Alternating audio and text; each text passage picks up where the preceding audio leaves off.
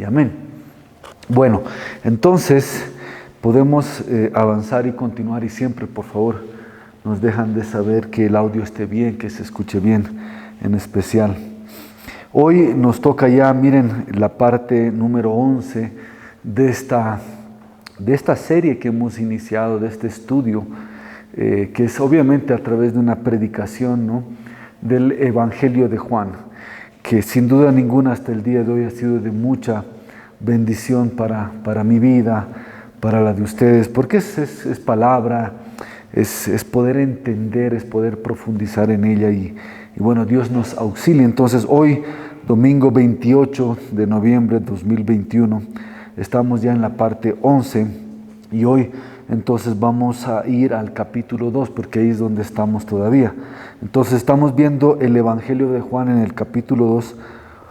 Terminaremos hoy, con la ayuda de nuestro Señor, si es así, este segundo capítulo.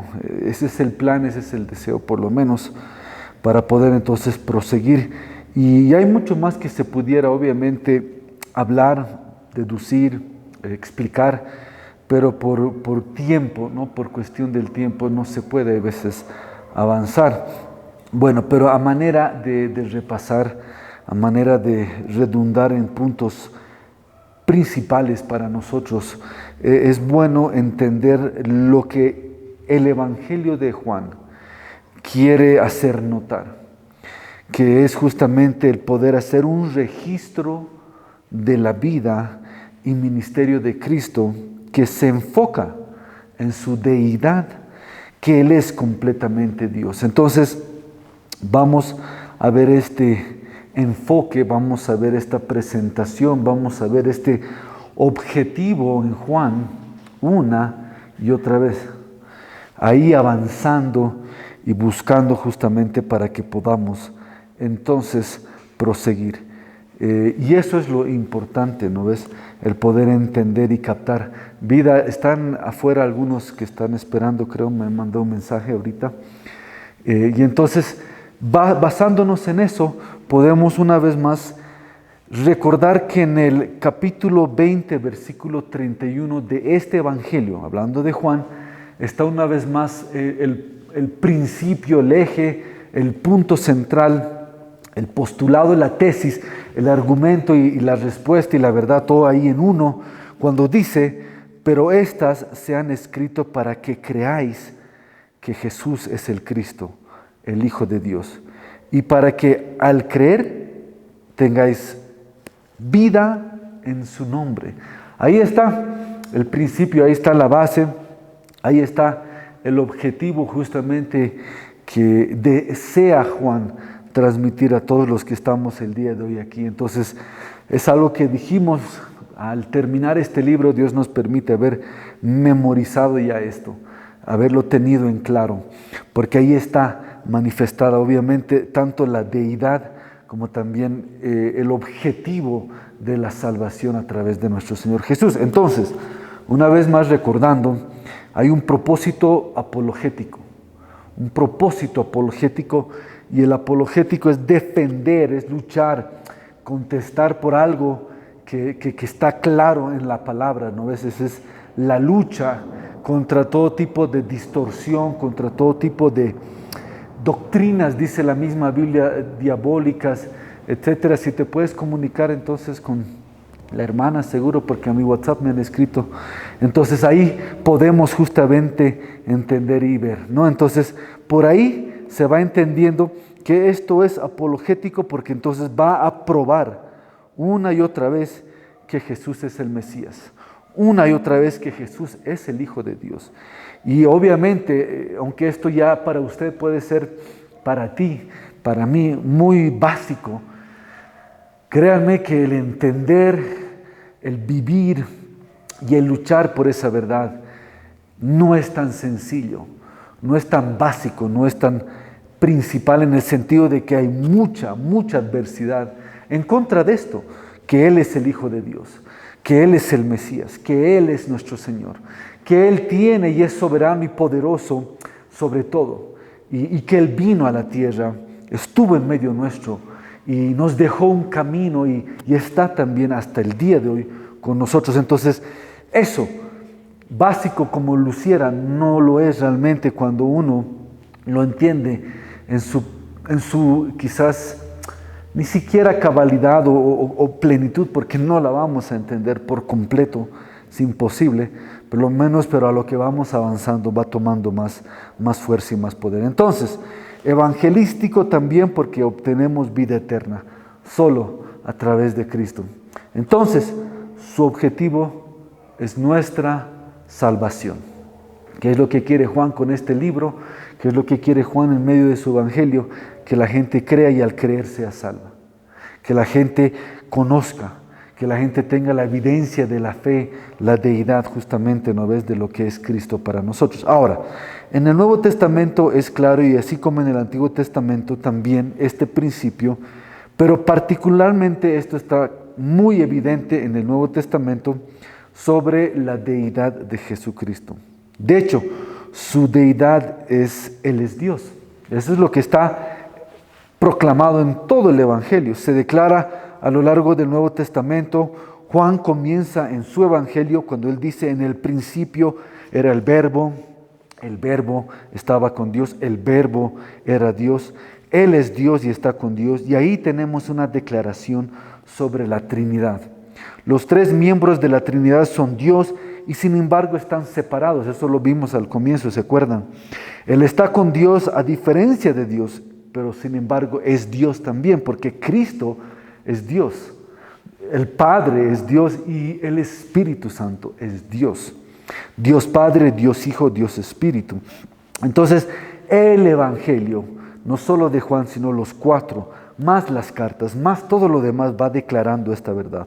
Entonces, los tres miembros de la Trinidad son Dios y sin embargo están separados. Él está con Dios a diferencia de Dios y sin embargo es Dios. Y este es el maravilloso misterio de la Trinidad. Pero el Nuevo Testamento afirma la deidad de Cristo repetidamente. En Mateo 16 se le llama Hijo del Dios viviente. En Juan 1, capítulo 20, lo estamos viendo, también en Hebreos capítulo 1, Él es llamado Dios mismo. Miren eso. Tal cual, por su nombre, en Tito y Pedro se le llama nuestro Dios y Salvador. Él está también en el Apocalipsis, al decir en el libro de Apocalipsis que Él es el primero y el último, el principio y el fin, el que era y el que ha de venir. También conocido como el Alfa y la Omega, el Señor de señores, Rey de reyes, todo declarado, establecido en este Nuevo Testamento. Obviamente el Antiguo es figura de esto, entonces está plenamente ahí también involucrado en todo su sentido, porque la Biblia entera apunta, enfoca a Cristo. La Biblia entera, Nuevo, Antiguo, todo, ya lo sabemos. Ahora, Testamento, vemos entonces otra vez en el Nuevo Testamento, los Evangelios, también en las epístolas, particularmente en el libro de Hebreos, capítulo 1, versículo 3, cuando dice: Él es el creador y sustentador del universo entero. ¿Qué estamos abstrayendo o qué estamos tomando de las Escrituras y hoy las estamos revelando, las estamos mostrando, las estamos adorando? Porque acuérdense que esa es la adoración verdadera, tomar una verdad de la Escritura y elevarla. Entonces, ¿qué estamos hoy elevando? El hecho de la deidad de Cristo, que Él es Dios. Que Él es Dios y Él estuvo y está con nosotros. Entonces, Él es quien perdona, dice, el pecado. Y solo Dios puede hacer eso, no hay otro, no existe otro. Él es el que resucita, dice, muertos. Y solo Dios puede hacer eso porque Él está en la vida. Entonces, es único en la realidad. Y eso nos trae gozo y alegría. Entonces, podemos resumir. Pasen adelante. Bienvenidos. Nos gozamos realmente de verlos. Qué alegría. Entonces, ahí podemos hacer ese inicio, porque estamos solamente tratando de hacer un resumen de lo que ya hemos venido avanzando. Por eso les digo, el día de hoy ya es la parte 11 de esta serie del estudio del Evangelio de Juan. ¿Y dónde nos encontramos? En el capítulo 2. O sea, todavía queda mucho por avanzar y mi deseo es que todos realmente terminemos este libro y lo podamos entender tal cual. Entonces, resumiendo, en Colosenses 2:9, hablando de la deidad de Cristo, porque ahí estamos viendo a Cristo como Dios, dice, en él habitó corporalmente toda la plenitud de la deidad. La deidad es la que entonces representa el Dios Hijo, ¿no ves? Dios Padre, Dios Hijo, Dios Espíritu Santo. Y una vez más, esto ya lo vimos al inicio, pero es bueno recordarlo, que Él es 100% hombre como Él es también 100% Dios. No es mitades, no es 3/4, no, Él fue hombre 100% como también fue Dios 100%. Entonces, el Verbo, el Dios eterno hecho carne, está en medio de nosotros hasta el día de hoy. Ahora, Juan quiere demostrar eso y lo hace versículo por versículo, palabra tras palabra, y ahí llega entonces a esa realidad culminante de su resurrección, que es la validación final de su deidad. Ok, ahora volvemos entonces al capítulo 2 del libro de Juan, del Evangelio de Juan, y esta mañana, ya entrando, bueno, todavía mañana, vamos a ver entonces los versículos 12 al 25. Eso es lo que vamos a ver. Y para todos los que están por eso, tanto en Zoom y en Facebook y los presentes, entonces de ahí empezamos a arrancar y vamos a ver. Porque el propósito es justamente entender qué es lo que justamente Dios quiere mostrarnos. Ahora lo vamos a leer por partes para ir desglosando, pero en este pequeño pasaje que es el inicio que vamos a ver ahorita, que es del versículo 12 al 17, hay 3 incidentes muy interesantes que suceden. Y no son fortuitos, o sea, no son imprevistos, no son un accidente, porque en la Biblia no hay nada que sea un accidente realmente, sino son lo que también alguna vez ya hemos compartido, los propósitos y la providencia de Dios, porque en medio de eso está también. Gracias, vida. Ok, Juan 2, 12 al 17, a ver, yo les espero ahí que busquen su Biblia, los que están en Zoom, por Facebook, y los presentes también saquen el celular poderoso que tiene la Biblia ahí puesta, y si no, bueno, síganme entonces en el corazón lo que voy a leer. Dice Juan 2, 12 al 17, después de esto bajó a Capernaum él con su madre, sus hermanos y sus discípulos, pero allí no se quedaron muchos días. La Pascua de los judíos estaba cerca y Jesús subió a Jerusalén y encontró en el templo a los que vendían bueyes, ovejas y palomas, y a los que cambiaban dinero allí sentados. Y haciendo un azote de cuerdas, echó a todos fuera del templo, con las ovejas y los bueyes. Desparramó las monedas de los cambistas y volcó las mesas. Y dijo a los que vendían palomas, quitad esto de aquí, no hagáis de la casa de mi padre una casa de comercio. Sus discípulos se acordaron de que estaba escrito, el celo por tu casa me consumirá. Ok, todo eso en medio de los soldados del templo, esto lo vimos justamente el domingo pasado a detalle, pero lo traigo a memoria porque aquí hay un milagro que está sucediendo, aquí hay un poder que se está manifestando. Dijimos ya no hay sanidades, ya no está echando fuera demonio, no convirtió el agua en vino como lo hizo unos instantes antes, pero aquí hay una representación sin duda ninguna del poder de Dios. Y ese es el mensaje de hoy. Yo quiero que realmente entendamos cómo Dios está en medio de todo lo que hacemos y en todo momento. Entonces aquí, en medio de los soldados del templo, en medio de la masa que había, de las multitudes que habían en el templo, porque acuerden que se estaba celebrando la Pascua, y se estaba celebrando la Pascua una vez al año solamente, y entonces venían de muchos lugares para justamente presentar los sacrificios, el cordero, palomas, etcétera, todo lo que había en el atrio.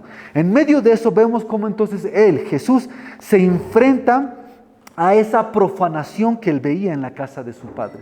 Él se enfrenta, indigna, o sea, con una ira, con una molestia, con una ira, con una rabia, porque estaban volviendo el templo, la casa, ese lugar, en un negocio.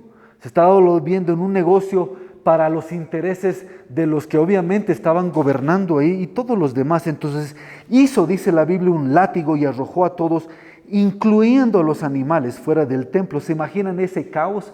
Ya hemos visto por los estudiadores o los estudiosos o los que han dejado realmente libros decretando históricamente cuántas personas venían. Se dice que por lo menos habían entre 1 millón y 2 millones de personas presentes en ese lugar, en esa ciudad que era Jerusalén, que no podía abarcar tanta gente. Normalmente ellos eran 200,000, 300,000 personas, pero en Pascua llegaban a ser 1,000,000, casi 2,000,000.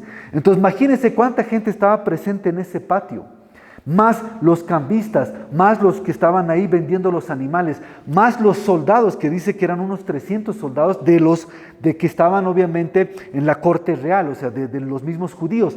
Aparte, los soldados romanos que estaban en vigilia a la par, en una construcción que ya me olvidé ahorita el nombre que tenía esa torre que ellos habían construido para vigilarlos justamente. Y si pasaba algún tipo de disturbio o problema, entonces ellos eran enviados y tenían que poner orden, muchas veces matando a la gente. Entonces, todo eso y un hombre desconocido bota a esa gente de ese lugar. Hay un poder en Cristo, obviamente, y lo conocemos porque es nuestro Señor, pero nadie sabía eso y permiten que suceda eso. Eso es lo interesante. Y por eso hemos venido tomando la Biblia casi versículo por versículo, porque hay algo que hemos perdido, y es el análisis. Es el poder analizar las cosas. Y lo hemos perdido, ¿por qué? Porque no hemos tenido la historia o la Biblia tal cual entendida. Más allá, miren, de la revelación es muy importante, nadie niega eso, pero la información también es vital. O sea, a veces no hemos ni recibido la información necesaria a través del estudio necesario para entender y después hacer un análisis. Por eso el día de hoy pensamos locuras porque no hay análisis ya en nuestra mente. A veces nos lanzamos a ciertas cosas porque se nos está quitando ese tipo de raciocinio y hay que tenerlo.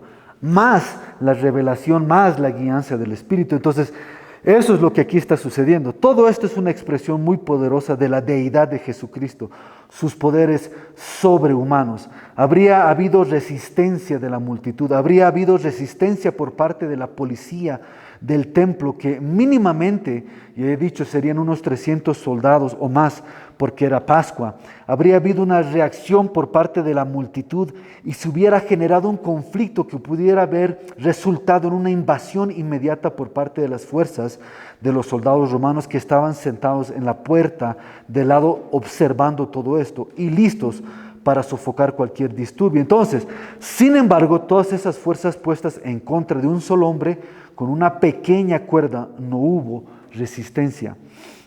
Y es interesante porque no les resistieron, pero nosotros sí les resistimos. Dios santo, yo les resisto hasta el día de hoy todavía en algunas cosas porque me niego a doblegarme, me niego a entregarme. Y Él, yo me imagino, obviamente permite y dice, bueno, toma tú entonces el rumbo que quieras, pero el dañado y el dolido después soy yo, ¿no ves? No Él, porque Cristo no necesita realmente nada de nosotros, nosotros sí de Él. Se desocupó, dice, ese templo en un breve espacio de tiempo. Esto demuestra su poder divino. Ningún hombre podría haberlo logrado. Ese es el primer indicador de la deidad de Jesús en este pequeño grupo de 3 que vamos a analizar el día de hoy.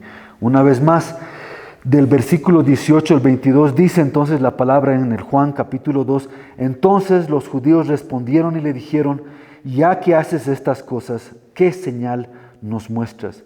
Jesús respondió y les dijo, destruid este templo y en 3 días lo levantaré. Entonces los judíos dijeron, en 46 años fue edificado este templo y tú lo levantarás en 3 días. Pero él hablaba del templo de su cuerpo, por eso cuando resucitó de los muertos, sus discípulos se acordaron de que había dicho esto y creyeron en la escritura y en la palabra que Jesús había hablado. Ahora, cuando los líderes judíos lo confrontaron, ahí vemos entonces esta manifestación de lo que él va ahorita a desglosar y a demostrar. Primero se ve entonces la enfrentación con las masas, luego se ve el enfrentamiento más bien con los líderes judíos y después también se ve ese mismo enfrentamiento, pero ya con los que creían en él. Valdría decir incluso los discípulos, los que ya estaban más cerca a él. Todo eso se ve en este punto. Entonces, otra vez, 3 grupos diferentes. 1, las masas en el templo. 2, los líderes entre los judíos que le empiezan a hacer esta consulta y esta pregunta. Y 3, luego los que dijeron que creían en él. En cada enfrentamiento, mirándolo colectivamente por un momento, en cada uno de ellos se exhibe el elemento o los elementos de su deidad. Reitero, esto lo dije hace un momento antes, el que nosotros sepamos que Él es Cristo y Él es nuestro Señor es una cosa, pero que realmente eso, ya ahí entra la revelación, se vuelva parte mía y la entienda es otra cosa. Y créanme que todos estamos caminando en eso, porque yo definitivamente no tengo todavía esa claridad completa, no tengo todavía esa revelación completa. No sé si la lograremos tener aquí en este plano de tierra todavía, pero por lo menos en comparación con otros hombres de fe, no tengo eso todavía. Entonces nos falta entender lo que es la deidad, o sea, el que Él realmente vino como Dios y estuvo en medio nuestro como hombres y después dejó la promesa de decir que estaré con ustedes hasta el final. El saber que Cristo está aquí conmigo. No solamente por el temor y el temblor que le debemos de tener o la honra, sino realmente que podamos sentir también su amor, podamos sentir el que Él no nos está juzgando. Él quiere que nos paremos, pero también saber que hay cosas que no le agradan y le duele, que lo estamos lastimando. Pero eso es por eso algo muy personal. Y esa fuerza y esa motivación es también muy personal, pero es como que, Señor, dámela porque la necesito. Señor, si alguna vez la tuve y la perdí, ayúdame a recuperarlo. Si en algún momento mi llama empezó a descender, ayúdame que vuelva. O sea, necesito. Por eso esto es un mensaje muy teológico, pero también es un mensaje muy, ¿qué podemos decir? Reflectivo, muy lo que hacemos en la mañana, devocional, ¿no ves? Para nuestra vida, porque trae a memoria eso que a veces quizás lo conocemos bien, pero no lo llegamos a captar. Entonces vemos su divino conocimiento. Miren, mediten en esto por favor una vez más. Conoce la mente de Dios, conoce el futuro de su propia vida, conoce las acciones y comportamientos futuros de las personas que ni siquiera saben qué van a hacer o lo que van a hacer. Conoce cada pensamiento en la mente de cada persona, mundana o no. Conoce cada pensamiento, entonces se muestra su conocimiento divino en medio de ellos. Su divina santidad está en exhibición, está enojado por la corrupción religiosa, es celoso por la adoración apropiada de Dios, le apasiona la reverencia, rechaza la fe superficial. Todo eso se está manifestando en estos párrafos o en estos versículos, mejor dicho. Su soberanía divina está en exhibición. Él es el Señor del templo. Tiene autoridad sobre el templo, autoridad sobre la religión, autoridad sobre la adoración. Tiene autoridad sobre la muerte, tiene autoridad sobre la vida y el destino humano. Todo eso está aquí en esta breve sección. Ahora que ya miramos el primer enfrentamiento, no volveremos a hacerlo porque ya lo estudiamos a detalle, pero la edad está en exhibición en ese momento porque demuestra la capacidad de hacer algo que un hombre no podía hacer. Pero cuando llegamos a los 2 segundos enfrentamientos, no es tanto su poder la que está en exhibición, sino más bien su omnisciencia. Y eso hay que entenderlo, que es la omnisciencia de Dios. Llegué a entender después de tiempo, hermanos amados, que cuando hablamos omnisciencia, omnipresencia, etc., y cuando vemos que Dios está en todo, realmente está en todo, incluso el infierno. Yo no sé en qué momento uno llegó a pensar que el infierno era la ausencia de Dios. Que el estar en el infierno era estar lejos de Dios, era la ausencia de Dios, pero bíblicamente eso no dice la palabra, porque aún Dios tiene el control del infierno, porque aún Dios decreta cuando se abre o no se cierre el Seol, etc. Dios está en todo lado. Entonces, mentira, yo lo escuché alguna vez y me gustó tanto esa frase, pero no es tan cierta. El infierno no es la ausencia de Dios. Yo creo que ese tormento que ellos viven es otra cosa, pero Dios está presente. Y creo que quizás eso debe ser peor todavía para los que están ahí. Entonces, Dios está en todo lado. No hay lugar donde Él se pueda ocultar. Peor aún, todavía nuestro corazón y nuestra mente. Él está metido ahí, sabe lo que estamos pensando, sabe lo que estamos programando, sabe. Por eso nos queremos engañar nosotros, pero Él no podemos. Y lamentablemente tarde o temprano vamos a dar cuentas de ello. Y sí, eso es bien temeroso realmente, porque las cosas que pensamos y las cosas que llevamos a acción en esos pensamientos. Ok, entonces cuando miramos el incidente número 2 y el incidente número 3, la omnisciencia es el enfoque, es el punto. Y cuando usa la palabra omnisciencia, quiero yo decir específicamente que Él lo sabe todo. Entonces, tiene un conocimiento integral. Eso es lo que significa esta palabra. Vale decir, sabía lo que la gente puede saber y sabía lo que ellos no pueden saber. Sabía lo que la gente descubre y lo que no ha descubierto. Él sabe todo lo que hay que saber. Conoce el futuro, conoce el presente. Él sabe lo que está pasando. Él está ahí. Él sabe lo que es invisible. Conoce lo visible, lo invisible. Conoce el pasado, conoce el presente, conoce el futuro. Esto lo vemos en exhibición aquí con nuestro Señor Jesucristo. Este es un testimonio de su deidad. Solo Dios puede saber esto. Solo Dios conoce el pasado, el presente y el futuro. Solo Dios conoce cada pensamiento, cada palabra, cada acción y el efecto colectivo de todos los pensamientos, todas las palabras, todas las acciones. Solo Dios, dice la Biblia, conoce la intención del corazón. Solo Él. Él conoce la historia nuestra. Él sabe todo lo que hay detrás de nuestra historia. Él sabe todo lo que hay o ha sucedido en nosotros, la perfección de nosotros, todo lo que está sucediendo conforme a esa perfección, todo lo que pasará antes de que suceda esta perfección. Y créanme que en medio del dolor es cuando uno empieza a perfeccionarse. En medio de la crisis es cuando uno empieza a perfeccionarse. En medio de esa agonía es cuando uno puede empezar a perfeccionarse. Entonces necesitamos, vale decir, la tribulación, necesitamos los dolores para empezar a crecer. Necesitamos. Por eso vean ustedes este proceso como que es una oportunidad de crecer. Es una oportunidad de madurar. Es una oportunidad. Y Dios sabe a dónde ustedes pueden llegar. Dios sabe a dónde tú puedes llegar. Él sabe porque Él te ha creado. La cosa es como que dejar que ese modelo entre una vez más en mi corazón. Dejar que ese modelo una vez más pueda tomar forma en mí y yo pueda vivir conforme a ello, porque Dios no nos trajo para ser miserables.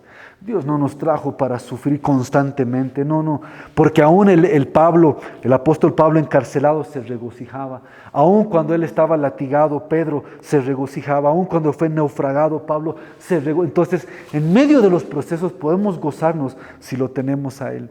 Entonces no debemos de extender nada más allá de su voluntad. Todo lo que pasará antes, todo lo que sucederá perfectamente lo sabe. Y de hecho, Él no solo sabe todo esto, sino que lo controla todo, está en control de todo. Es soberano, la soberanía, ¿qué se puede decir? No es la soberanía solamente, sino es el control divino, esta palabra se me ha escapado ahorita, es el entendimiento, es el poder, el tener el control de todo lo que estamos pasando. Dios no aprende nada, nadie le enseña nada a Dios. Él sabe todo lo que puede saber, conoce todos los motivos incalculables, todos los efectos, lo ha conocido desde siempre, los conoce perfectamente, los conoce internamente, no tiene que adquirir conocimiento y no pierde conocimiento. Su presencia y poder controlan absolutamente todo, exactamente de la manera en que necesitan ser controlados para lograr su propósito, su gloria, porque está en la meta de todo. Entonces, cuando hablamos justamente de ese tipo de manifestación de Dios, providencia es la palabra que estaba buscando. Cuando entendemos la providencia de Dios, nada de lo que tú estás experimentando el día de hoy se le fue de las manos de Dios. Nada. Tiene un objetivo, tiene un propósito. Es solamente entenderlo, hallarlo y dejarse llevar en ello. Pero tiene propósito, no ha salido del propósito de Dios. Porque eres su creación, entonces no nos hemos escapado de Él. Mientras tengamos vida, mientras estemos en este planeta, no hemos escapado de la providencia de Dios.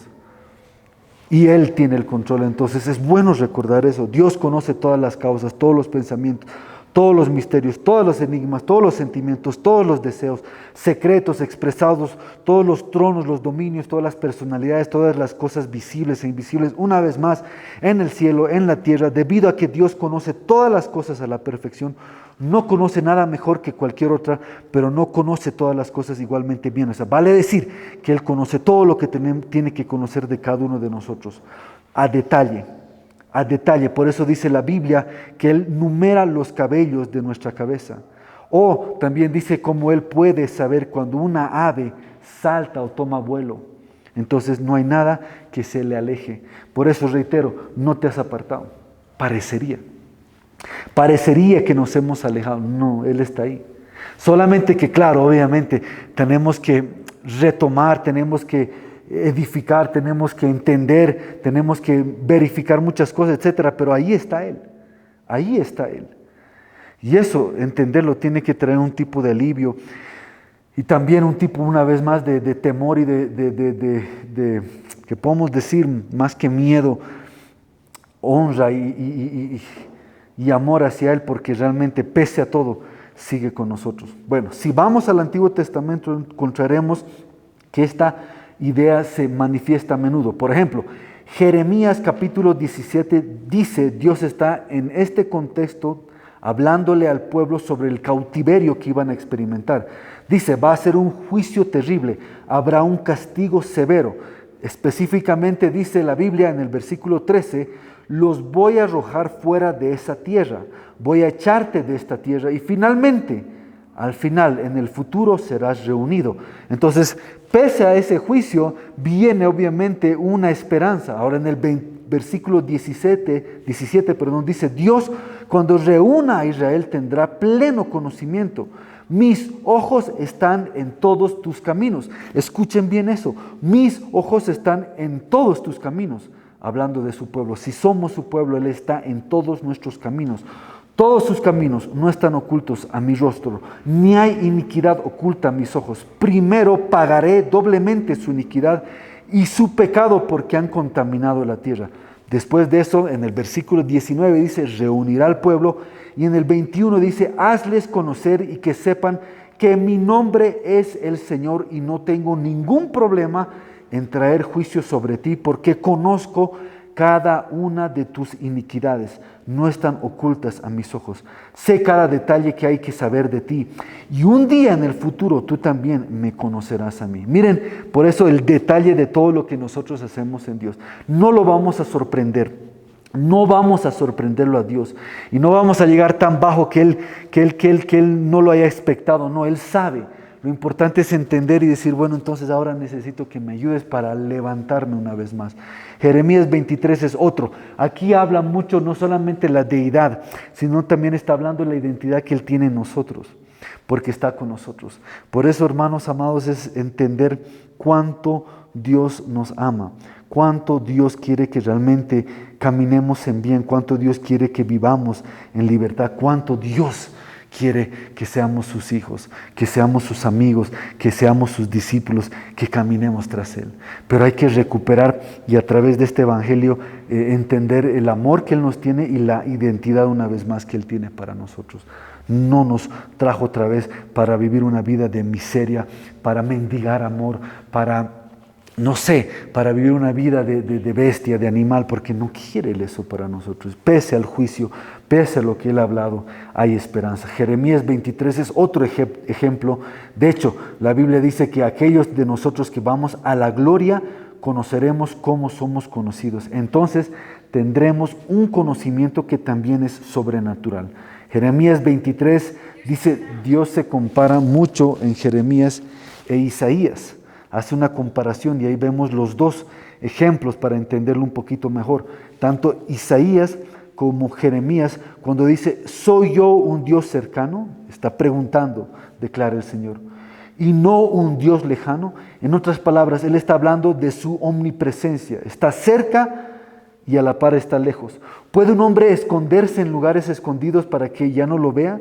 Declara el Señor, no lleno los cielos y la tierra. Es otra pregunta, declara el Señor. Dios está diciendo, no soy como tus dioses atrapados en algún templo, en alguna parte. Estoy en todas partes del universo y veo todo y sé todo y nadie puede escapar de mi conocimiento. Entonces, con esto podemos ver que Él empieza a romper la religiosidad que se ha manifestado en la vida de cada uno de nosotros, porque nadie ha sido libre de un espíritu religioso.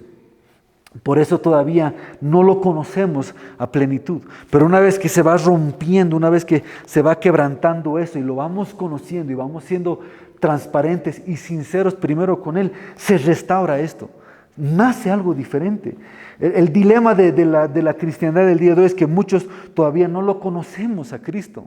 Entonces, como que iniciemos ese caminar a conocerlo como Él quiere ser conocido. Salmos 139 conlleva una revelación de la omnisciencia de Dios. Una vez más, Salmo 139, versículo 1 dice: oh Señor, me has examinado y me has conocido. Sabes cuándo me siento y cuándo me levanto. Entiendes mis pensamientos desde lejos. Tú escudriñas mi camino y mi reposo. Conoces íntimamente todos mis caminos. Incluso antes de que haya una palabra en mi lengua, la conoces. He aquí, oh Señor, tú lo sabes todo. Sabes las palabras que ni siquiera he dicho. Me has encerrado detrás y antes. Sobre mí pusiste tu mano. Tal conocimiento es demasiado maravilloso para mí. Es demasiado alto. No puedo alcanzarlo. Entonces, aquí vemos una vez más su omnisciencia.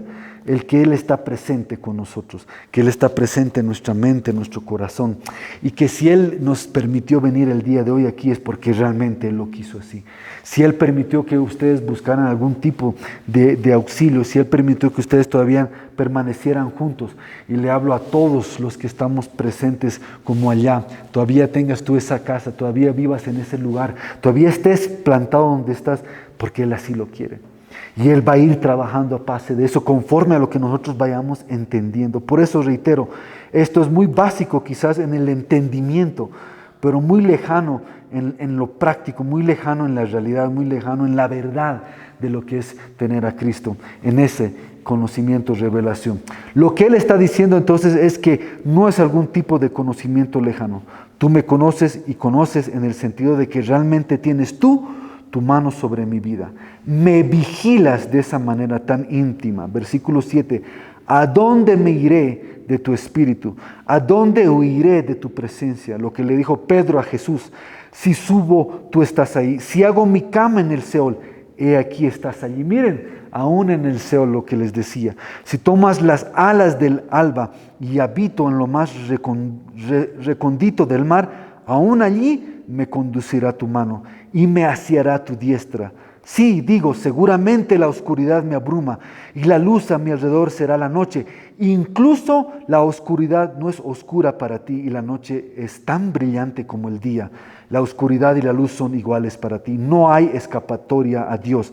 Él está en todas partes, omnipresente y en consecuencia lo sabe todo, plenamente consciente de todo en su universo y en la inmensidad de su eterna presencia. Ese es nuestro Señor, el que está presente en cada momento, el que te ha traído hasta este momento.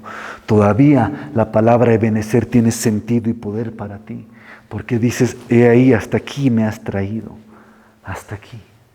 Quizás uno mira atrás y dice, pucha, no sabía que iba a ser tan rocoso, tan duro llegar hasta aquí, pero hasta aquí te ha traído, te ha sustentado. Y lo va a seguir haciendo. ¿Por qué? Porque Él es fiel con Él, o sea, Él es fiel a su nombre. Pero tiene amor para ti. Entonces, como que si alguna vez dudaron, Dios se apartó, Dios se alejó, Dios, etcétera, no es cierto. Por lo menos el día de hoy, como lo entendemos, por el hecho que todavía estamos aquí vinculados. Todavía estamos, y si no lo estuviéramos, y si muchos han dado pie atrás, pero son de Cristo, son del Padre, no los ha abandonado, no los ha dejado. Tarde o temprano, aún como dice en el Apocalipsis, lavarán sus vestiduras en la tribulación y en la gran tribulación, pero llegarán a la meta, llegarán al objetivo y así llegaremos también. Entonces, Isaías 40 al 46 dice lo mismo, nuevamente hace algo como Jeremías, compara de una manera un poco más detallada a Dios con los ídolos falsos y la locura de ser un ídolo y luego adorarlo, es una locura. Isaías 45, 19, vamos a leer solo eso. No he hablado en secreto en alguna tierra oscura, no solo conozco el futuro, declaro las cosas que están bien, declaro las cosas que están bien y por venir. Ahora en el 21 dice, vuelve al futuro, declara y expone tu caso. Sí, sus dioses son verdaderos dioses que consulten juntos. ¿Quién ha anunciado esto desde el principio? ¿Quién lo ha declarado desde hace mucho tiempo? ¿No soy yo, el Señor? No hay otro Dios fuera de mí, un Dios justo y un Salvador. No hay nadie excepto yo. Vuélvanse a mí y sean salvos todos los términos de la tierra, porque yo soy Dios y no hay otro. ¿Por qué? Porque nadie conoce el futuro como yo. Yo sé todas las cosas. Capítulo 46, versículo 9 dice, yo soy Dios y no hay otro. Yo soy Dios y no hay nadie como yo que declare el fin desde el principio y desde la antigüedad las cosas que no se han hecho diciendo mi propósito se establecerá y cumpliré todo mi beneplácito. Ya saben bien, y esto alguna vez ustedes lo han estudiado, lo han entendido, cómo Él empieza por nuestro fin, ¿cierto? Él comienza de nuestro fin y va hacia atrás. Entonces ya sabe hasta dónde llegamos. Me imagino, ¿no ves?, en las posibilidades infinitas que cada uno puede tener. Entonces, Dios dice que puede predecir el futuro y cualquiera que afirme ser Dios debe poder predecir el futuro. Y ahí vemos que no hay nadie que se compare, por eso Él es el Dios único. Una vez más, se está representando, se está aclarando la deidad de nuestro Señor Jesucristo. Esta es la evidencia de la deidad de Jesús, tomada de su habilidad para predecir el futuro. Y no solo su propio futuro, sino el futuro de aquellos que ni siquiera conocen su propio futuro. Versículo 18, Juan capítulo 2, 18, volvemos otra vez, dice: entonces los judíos respondieron y le dijeron: ya que haces estas cosas, ¿qué señal nos muestras? Ahí está otra vez el punto central de esta enseñanza de hoy, que es la deidad, la omnisciencia, la omnipresencia, el hecho que Dios tiene el control de nuestra vida. Los judíos después de que vieron a Jesús hacer lo que hizo en el templo, estaban enfurecidos. Por eso le dicen de una manera muy molesta, obviamente llenos de ira: ¿qué señal nos muestras como autoridad para hacer estas cosas? ¿Quién eres tú para hacer estos milagros? Están indignados. Vale decir, ¿quién eres tú para hacer eso? Esa es la pregunta. ¿Quién te crees? Vale decirlo. ¿Quién te crees para tú hacer esto? Frecuentemente le hacen esa misma pregunta a Jesús porque Él toma poder y autoridad sobre las cosas que ellos creen que les pertenecen a Él. Ahí está nuestra respuesta. A veces uno dice: ¿por qué? ¿Qué pasó? ¿Qué sucedió? ¿Qué te crees? Bueno, es que el que se cree es nuestro Señor Todopoderoso, el que ha permitido y el que está permitiendo todavía lo que estamos pasando. Créanme que Él pudo haber puesto un fin a muchas cosas de nuestra vida si así lo hubiera querido, pero no lo hizo. Y si no lo hizo es porque hay un motivo y hay una razón por qué, que tiene que entenderse, obviamente, nuestro entendimiento muy personal. Ok, entonces, en respuesta a su asalto a la corrupción del templo, que por cierto es una vista previa de un asalto aún mayor que vendrá en su crucificación, cuando el velo del templo se rasgue, como lo sabemos bien, de arriba y abajo, y quede expuesto el lugar santo y el lugar santísimo, y por lo tanto todo el sistema de sacrificios llegue a un fin. Y luego, después de 40 años, vemos como los romanos desmantelan ese templo para que no pudiera quedar realmente piedra sobre piedra, como Jesús lo dijo. Y acaban con esa gran ciudad y ese gran templo. Un final definitivo que hasta el día de hoy, por lo menos, no se ha vuelto a reconstruir. Posiblemente ya esté, posiblemente no sabemos, pero hasta ahí podemos entender que lo que Él dijo se cumple. Ahora, ¿saben que Él dice ser de Dios? Porque dice: has convertido la casa de mi Padre en un negocio. Ahí está otra manifestación. O como dijo en el último tiempo, que hizo esto al final de su ministerio: en una cueva de ladrones. Eso es lo que dice al final. Afirma ser el agente de Dios. Esta es la casa de mi Padre y has profanado ese lugar. Y por supuesto, Juan el Bautista, quien ya le dijo a toda la población de Judea que Él era el Cordero de Dios, la palabra circula sobre Él, entonces quieren una señal. Vale decir que esto de que Él dijo, ¿no ves?, que yo soy el Hijo de Dios, yo soy el enviado, y este templo será reconstruido en 3 días, esa palabra empieza a circular por todo Israel. Por eso cuando Él llega a la cruz, todos ya sabían de eso. Era un chisme, como le decimos, santo, pero la gente ya había llegado a recibir esa palabra. Entonces, por cierto, no hay arrepentimiento de parte de los judíos. Esto es interesante. Ante esa presencia, ante ese momento, esta gente, la gente más religiosa, la gente más entendida, la gente más estudiosa, no se arrepiente ante esta verdad. Miren qué difícil es eso, por eso justamente. El día de hoy lo que tiene que producir esto en nosotros es arrepentimiento, porque entonces Aunque yo no haya estado consciente, aunque yo haya querido olvidarme, Dios ha estado presente en cada momento de mi caminar hasta este momento. Entonces, claro, sabiéndome yo o conociéndome yo en sinceridad, sé que hay cosas que no han sido de su agrado. Pero ellos, no. Ellos, pese a todo, no se están arrepintiendo. Judíos, pero no se arrepienten. Ahora, no son todos los judíos, porque vemos que algunos llegan al arrepentimiento, pero estos, más que todos los religiosos y con autoridad, no se arrepienten. Por eso que duros somos a veces, porque claro, viene un golpe, viene otro golpe, viene una prueba, y todavía no hay arrepentimiento. Ya saben bien ustedes que el arrepentimiento tiene que producir un cambio en nuestra forma de vida, de pensar, y tiene que producir frutos de arrepentimiento. Pero la dureza del corazón hace que resistamos a veces el doblegarnos. Entonces tiene que haber arrepentimiento, pero ellos no lo tenían. No había dolor de parte de ellos de lo que estaban haciendo. O sea, ya se acostumbraron a hacer un negociado de lo que estaban haciendo. O sea, ya era costumbre, ya era normal para ellos. Y eso es lo que pasa con el tiempo. Hay veces con el tiempo, al transcurrir los días, las semanas, los meses, se nos vuelve normal. Eso que antes lo veíamos como algo que yo no voy a participar, no lo voy a hacer, es pecado, se vuelve ya normal. Y ahí nos damos cuenta recién que hemos caído realmente de una altura, como le dice la Biblia a las iglesias en el Apocalipsis, ¿de dónde has caído? Porque se volvió lo que era anormal, normal. Pero lo importante es como que si eso produce un dolor, si eso produce un arrepentimiento, entonces se puede volver. Porque le dice, puedes, o sea, tengo esto contra ti, pero puedes reponerlo, se puede restaurar. Estamos a tiempo todavía, pero la pena es que ellos, por ejemplo, no se inclinaban, no les dolía, no les causaban nada las palabras de Cristo, que eran las palabras de Dios.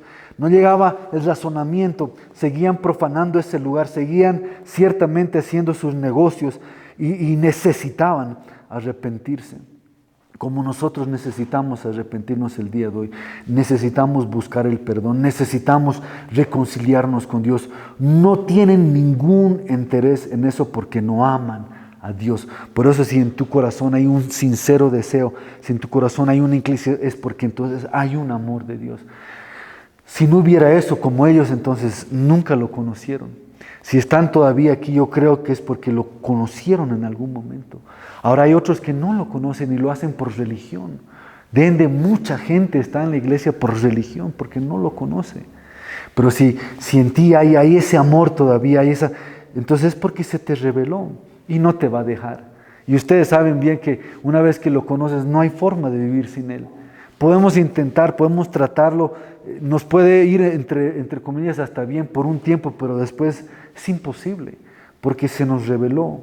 Aunque no lo hayamos visto en visión, aunque no lo hayamos sentido de una manera no importa, pero sabes que Él existe y sabes que Él está contigo. Entonces ellos no lo amaban, ellos no lo querían en absoluto. De hecho, la verdad es que ellos odiaban a Dios.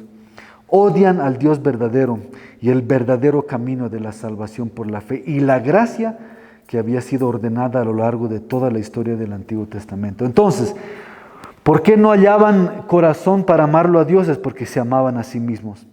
Dice la Biblia que amaban el dinero, odian las almas, convierten a las personas en hijos del infierno. Todo eso está en el libro de Mateo, Marcos, Lucas. Y claro, obviamente aquí en Juan también da una señal de eso. Entonces, exigen una cosa, que Jesús les dé alguna señal para que puedan validar su derecho a hacer eso. Eso es lo que quieren. O sea, es como decir, vamos a continuar más si no muestras una señal, pero quieren una señal celestial, quieren una señal sobrenatural, no la señal que están viendo delante de ellos, no la señal de lo que pasó en el templo, no, ellos quieren algo más grande y la gente busca eso. Por eso todavía nos dejamos llevar por el mover sobrenatural. Todavía queremos, o sea, que se manifieste un ángel, que se mueva la silla, que pase, o sea, quiero tener un sueño. Puede darse como que no, pero no debería haber eso en nuestro corazón, porque ya la señal es la verdad a través de su palabra, pero no era suficiente. Entonces dicen, bueno, no había hecho muchos milagros, está a punto de hacer más, porque en el versículo 23 dice, durante la fiesta ellos estaban observando las señales que él estaba haciendo. ¿Y qué señales estaba haciendo durante ese tiempo, ese periodo de la Pascua en adelante? Dice, vemos cómo Él entonces empieza en esta semana y las que vienen a hacer milagros, como por ejemplo el sanar a la gente, como por ejemplo el echar fuera demonios. Pero no obstante, ellos dicen, muéstranos una señal, muéstranos una señal. No fue suficiente. Y aún en el día del Sabbat, una vez en el día sábado, cuando Él está haciendo señales, le dicen, no, tienes 6 días para hacer los milagros, tienes 6 días para liberar, no lo hagas hoy. No era, ¿por qué? Porque había dureza. Entonces, todos todavía tenemos un poco de dureza en nuestro corazón, más, menos, yo no sé, pero hay todavía dureza. Porque si estuviéramos un poquito más abiertos, sería diferente nuestra evidencia de vida, o sea, sería diferente. Pero todavía nos endurecemos, todavía nos resentimos, todavía nos molestamos, todavía hay algo en nosotros. Y Dios tiene que ir sanando y transformando ese corazón. Nunca fueron convencidos por los milagros que Jesús hizo, que no encajaran en su categoría. Cuando sanó a la gente en la tierra, cuando expulsó a los demonios de la gente en la tierra, ellos lo vieron como milagros insuficientes para convencerlos. ¿Qué estaban buscando? Bueno, si retrocedemos un poco y recordamos, en los estudios de los evangelios podemos recordar que ellos no querían una señal en la tierra, sino una señal del cielo. Querían señales del cielo, querían algún tipo de signo astronómico, querían que sucediera algo en el cielo, querían un espectáculo, diríamos hoy, de fuegos artificiales divinos o algo semejante que fuera claramente celestial. Estaban mirando a Jesús. Él era un hombre, pero para ellos no era más nada eso. Entonces, reitero, todavía el día de hoy queremos, por ejemplo, algo todavía sobrenatural. No basta la palabra, queremos profecía. No basta el pastor, queremos al evangelista. No queremos solamente, queremos al profeta, no queremos al apóstol, ¿no? O sea, queremos más y más. Y no basta. No basta y su palabra es más que suficiente, pero hay esa necesidad. Ya cuando se nos quite ese velo, ya cuando se nos pone a un lado eso, ya no importa por eso. Ya no importa eso, lo que importa es su palabra. Él no tenía nada de eso según ellos. Él no tenía una expresión celestial en su rostro todo el tiempo, obviamente. Era un hombre, por eso les digo 100% hombre. Pero así hombre era Dios a la misma vez y así Dios, hombre, quería demostrar su amor justamente, pero para ellos no era suficiente. Entonces la pregunta es, ¿ya ha sido suficiente todo lo que ha hecho por ti para una vez más creer y volvernos a Él? Para una vez más creer y arrepentirnos y cambiar de veras, pero honestamente nuestra forma de vivir. ¿O qué más estamos esperando? Porque la gente está buscando señales sobrenaturales. Simplemente parecía un hombre y las cosas que estaba haciendo eran cosas terrenales y estaban lidiando con las enfermedades y posesiones de la gente. Incluso estaban proporcionando comida. Y los milagros que estaban haciendo allí no eran astronómicos. Ellos fueron capaces de mantenerlos en un nivel bajo y dejarlos en una categoría poco convincente. Imagínense eso. Que la gente vaya a la iglesia y diga, solo hay palabra, solo hay esto, no, yo quiero algo más.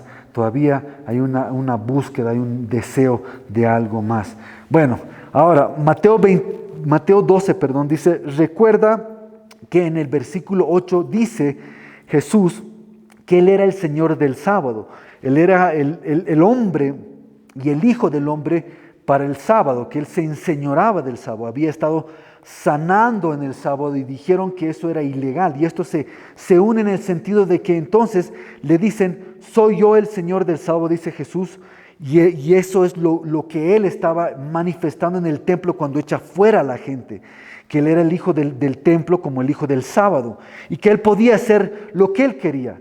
Y siguió sanando el día del sábado como siguió haciendo lo que hacía en el templo. Pero ellos estaban indignados porque esto estaba sucediendo y era justamente lo que estaba ahora pasando, pero no podían captar la profundidad o el sentido de estos milagros o de estas señales. Por eso, maestro, dice, queremos ver una señal tuya. Necesitamos una señal. No puedes simplemente hacer este tipo de cosas sin tener algún tipo de autoridad y no sabemos de dónde viene tu autoridad. Tienes que mostrarnos una señal. Entonces, Es exactamente lo mismo que están buscando estos religiosos que buscaban en Mateo también. Y volvemos por eso a ese pasaje y tenemos un poco más de claridad y más de entendimiento. La incredulidad rechaza las señales que elige justamente establecer y manifestarse a través de nuestro Señor. Por eso Jesús hizo milagros durante 3 años y todavía no le pusieron o no pudieron entender y más bien lo tomaron y lo pusieron en una cruz, lo colgaron y lo mataron ahí. Como justamente estaba escrito, pero no ellos pudieran o no podían ellos entender o ver más allá. Por eso, una vez más, versículo 9 dice, y él respondió diciendo, destruye este templo y en 3 días lo levantaré. Destruye este templo y en 3 días lo volveré a levantar. Esto se entiende mejor como una declaración de hechos futuros, una declaración de su deidad una vez más establecida. Algunos lo llaman una especie de realidad permisiva en términos, obviamente, en el idioma original, que es el hebreo, el griego, pero no es ese orden solamente, sino estamos viendo una declaración, obviamente, de hechos futuros. Ya que tú destruyes esto, si destruyes esto y destruyes todo lo demás, yo lo volveré a levantar. No estaba diciendo que él lo destruyó, sino que como ustedes lo han destruido, yo simplemente lo voy a volver a levantar. Pero ahí hay una verdad y una profundidad inmersa e impresionante. Entonces, lo que podemos ver hasta aquí, y hasta aquí llegamos el día de hoy para poder seguir avanzando a detalle más adelante, es que esta gente estaba buscando una señal, pero era una señal sobrenatural. Y él les estaba empezando a dar una señal, pero referente a lo que iba a suceder en un futuro cercano con él, con su vida, y en un futuro más lejano con los romanos después. Pero más allá de eso es el poder entender la deidad y el principio de la cercanía de Dios con su pueblo. Había una visitación y no se dieron cuenta. Había un acercamiento y no estaban pendientes. Ahí estaba Dios presente y no podían verlo. Y la pregunta es, ¿por qué no podían verlo? ¿Por qué no podían palparlo? ¿Por qué no podían entenderlo? Y es porque había dureza en sus corazones. Lo único que nos aleja a nosotros realmente de Dios es la dureza de nuestro corazón, es a veces la insistencia en querer seguir haciendo un camino que sabemos ya no trae liberación, que sabemos ya que no trae frutos dignos, que sabemos ya que no nos liberta como Él quiere hacerlo. Entonces hay que aprender, y es un aprendizaje realmente, a doblegarse. Hay que aprender a sujetarse a Él, a su palabra, pero hay que también estar consciente de cuánto amor Él tiene todavía, sin duda, para nosotros día a día. Y cómo Él permanece tan cerca para entonces poder una vez más atraernos a su misericordia, una vez más atraernos a su amor. En el templo demuestra la ira, en el templo demuestra el enojo, en el templo demuestra la indignación porque estaba molesto. Y sin duda en algunas áreas de nuestra vida Él debe estar igual con nosotros. Él debe estar indignado, Él debe estar molesto, Él debe estar no satisfecho. Pero a la par también entonces de la misma manera muestra su misericordia porque entonces todavía les habla. Aún a los religiosos todavía les habla. Yo he entendido que mientras Dios nos hable, que mientras Dios esté presente, mientras Dios camine, hay oportunidad. Hay oportunidad. Estamos todavía a tiempo, podemos decir, a restaurar algo. Estamos todavía a tiempo a avanzar algo. Mientras todavía escuchemos su palabra. Entonces no hay duda que hoy, por eso al demostrar su deidad, lo que quiere demostrar este capítulo y estos versículos es que Él estaba presente, que Él sabía lo que iba a venir, que Él era Dios verdadero. Y por muy simple que eso signifique para nosotros el día de hoy, si lo entendemos a profundidad una vez más, vuelvo a esa reflexión, entonces los frutos y la forma de nosotros vivir tendría que ser distinta. Si entendemos que realmente Cristo está cerca. No esas frases, no esos eslogans que a veces escuchamos que sí, Cristo está conmigo, Cristo camina, Cristo está al lado, Cristo va adelante, detrás, o qué haría Cristo en mi lugar, etcétera, porque parecería que eso no tiene suficiente poder en nosotros. Entonces es como que hoy, a través de la sola Escritura, pueda una vez más empezar a restaurarse la idea de que Cristo realmente está presente. Y Cristo está velando y Cristo está en lo más íntimo de tu ser. Y Cristo está viendo lo que tú estás empezando a planificar y hacia dónde tú quieres ir. Y por eso dice la Biblia la correcta iniciativa. Tanto nos va a salvar como nos va a condenar, tarde o temprano. Y si hemos pasado juicios, pueden venir mayores o también puede venir una restauración única, pero es muy, muy personal ya el día de hoy. Entonces, ¿es un mensaje poderoso? Claro que sí. ¿Tiene mucha información? Sí la necesitamos para aprender y crecer. Pero más que todo para también reflexionar y entender qué es lo que yo quiero hacer el día de hoy una vez más con mi vida. ¿Cuál es mi deseo? ¿Hacia dónde me voy a inclinar yo? Tener en mente una vez más que Él me ama, que Él quiere el bien para mí. Pero tengo que dejarlo una vez más que Él entre, se siente y yo siente con Él. Que lo escuche y deje que su palabra empiece otra vez a guiarme en mi vida. Estamos en un estado otra vez de emergencia todos. Porque si no hemos estado haciendo eso, entonces hay que soltarlo todo y retomar esto. Soltarlo todo, porque no hay nada que valga la pena. En comparación no hay nada. Pero es tomarlo con todo mi corazón. Y si no, como dijo mi esposa al inicio, entonces el que peque más. Y el que se santifique, que se santifique. Definirse. Si yo voy a pecar, entonces pecaré. Me apartaré, pero lo haré bien. Punto. Porque tibieza no le agrada a Dios. O mal o bien. Y después de ese pecar llegaré a un entendimiento y un crecimiento, quizás, o no sé yo, pero algo se va a dar. Y después de esa santidad también, pero en tibieza no va a producirse nada más que un repudio, un rechazo de parte de Dios.